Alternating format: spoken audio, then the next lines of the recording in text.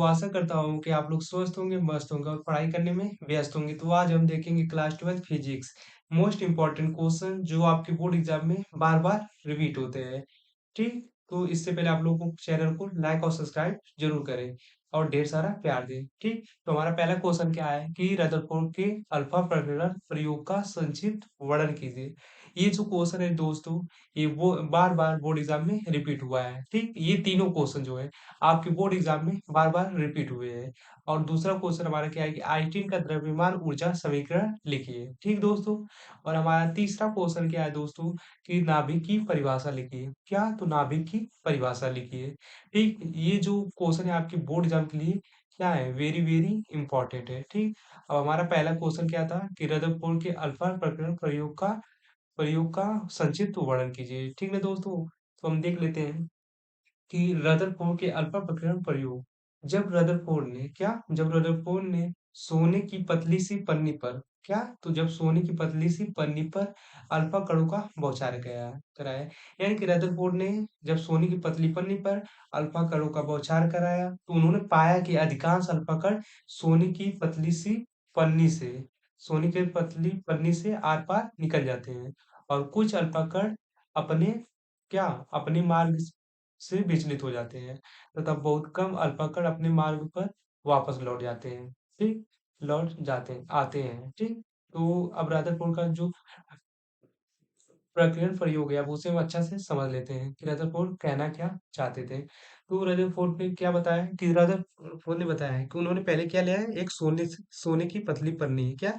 सोने की एक पतली सी पन्नी उन्होंने लिया है, जो इस फिगर में दिखाया गया है आप लोगों की। ये एक सोने की पतली सी पन्नी है। ठीक? फिर उन्होंने क्या करा है कि जब अल्फा कणों का क्या इस सोने की पतली पन्नी पर जब अल्फा कणों का क्या करा है, बौछार करा है। क्या गया है? तो बौछार करा है। तो उन्होंने क्या पाया है कि अधिकांश अल्फा कण अपने मार्ग में से क्या हो जा रहे हैं, अपने मार्ग से विचलित हो जा रहे हैं। ठीक? और बहुत कम अल्फा कण जो होते हैं अपने मार्ग में वापस लौट जाते हैं। ठीक? और कुछ अल्फा कण अपने मार्ग से विचलित हो जाते हैं। ठीक? तो यही हमें देखने को मिलता है। रदरफोर्ड का कहना यही था कि उन्होंने सिंपल से शब्दों में आप लोगों को मैं बता दे रहा हूँ कि रदरफोर्ड ने एक सोने की पतली पन्नी लिया, उस पर अल्फा कणों का क्या कराया है, बौछार कराया है। ठीक?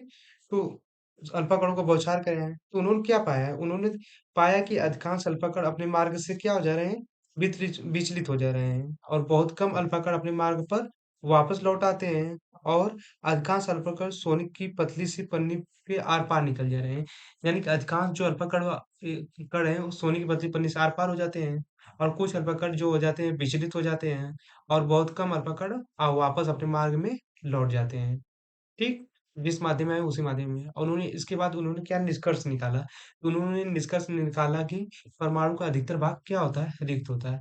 उन्होंने ऐसा क्यों कहा? ये भी मैं आप लोगों को बता देता हूँ कि उन्होंने ऐसा इसलिए कहा कि क्योंकि उनका जब उन्होंने अल्फा कणों का जब बौछार कराया, तो सोने के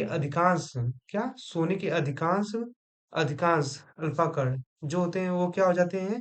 अपने मार्ग से अपने आर-पार निकल जाते हैं। यानी कि सोने की पतली से जब आर-पार निकल जाते थे, ठीक?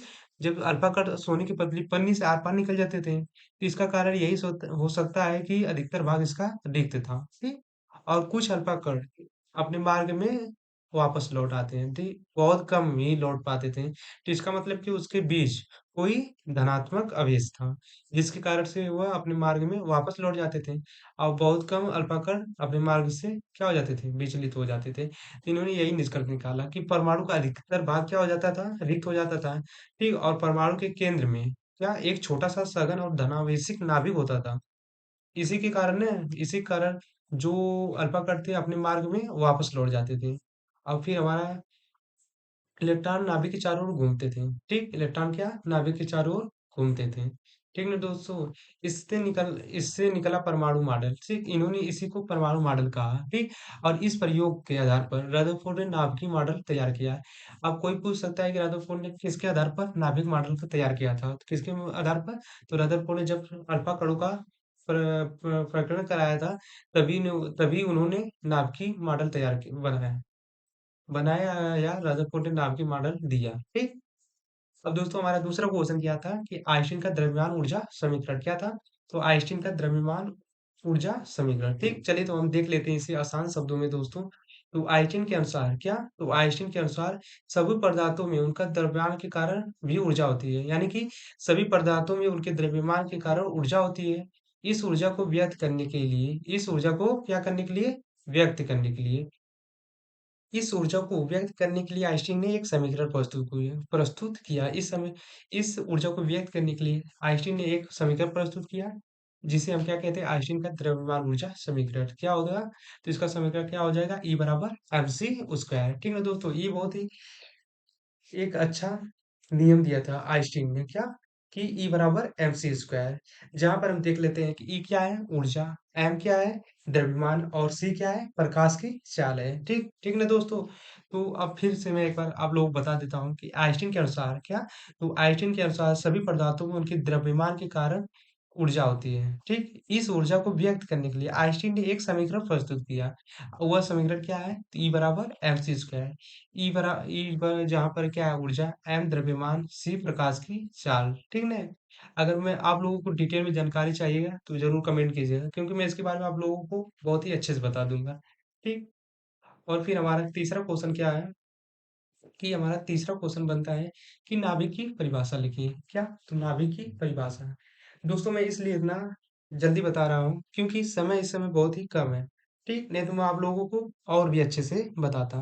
ठीक, तो इस चैनल को ढेर सारा प्यार दीजिए, क्योंकि आप लोगों को इस चैनल पर आपको मोस्ट से मोस्ट जो जो आपके लिए आवश्यकता है, आवश्यक है, वही चीजें आप लोगों को इस चैनल पर उपलब्ध कराए जाएंगे, क्योंकि अब समय कम बचा है, क्योंकि बोर्ड एग्जाम करीब आ चुका है। ठीक, तो चैनल को लाइक सब्सक्राइब जरूर करें। ठीक, तो हमारा तीसरा क्वेश्चन क्या था दोस्तों, चलिए देख लेते हैं कि नाभिक की परिभाषा लिखिए। क्या, तो नाभिक की परिभाषा लिखिए। ठीक, तो किसी परमाणु के भीतर, क्या, तो किसी परमाणु के भीतर वह सूक्ष्म स्थान जिसमें परमाणु का समस्त द्रव्यमान तथा धनावेश केंद्रित होता है, उसे हम क्या कहते हैं, नाभिक कहते हैं। किसी परमाणु के भीतर वह सूक्ष्म स्थान, क्या, तो वह सूक्ष्म स्थान। ठीक, जहां पर परमाणु, जहां, सॉरी दोस्तों, कि क्या था क्वेश्चन हमारा, कि नाभिक की परिभाषा लिखी थी। ठीक, तो किसी परमाणु के भीतर वह सूक्ष्म स्थान जिसमें परमाणु का समस्त द्रव्यमान तथा धनावेशित केंद्रित होता है, उसे हम क्या कहते हैं, नाभिक कहते हैं। ठीक, नाभिक में उपस्थित प्रोटॉन तथा न्यूट्रॉन को हम क्या कहते हैं, न्यूक्लियॉन कहते हैं। ठीक, न्यूक्लियन अगर कोई पूछ देगा, हाँ ठीक है दोस्तों, ये क्वेश्चन भी आप लोगों के बोर्डिया में बनता है कि न्यूक्लियन किसे कहते हैं, या तो ऑब्जेक्टिव में आ सकता है। तो अगर प्रोटॉन और न्यूट्रॉन दिया रहेगा तो वो ऑप्शन आपका सही रहेगा। तो न्यूक्लियन क्या हो जाएगा, तो प्रोटॉन प्लस न्यूट्रॉन। ठीक, आशा करता हूँ कि आप लोगों को अच्छी तरह से समझ में आ गया होगा। तो इस चैनल को ढेर सारा प्यार दीजिए। Thank you so much.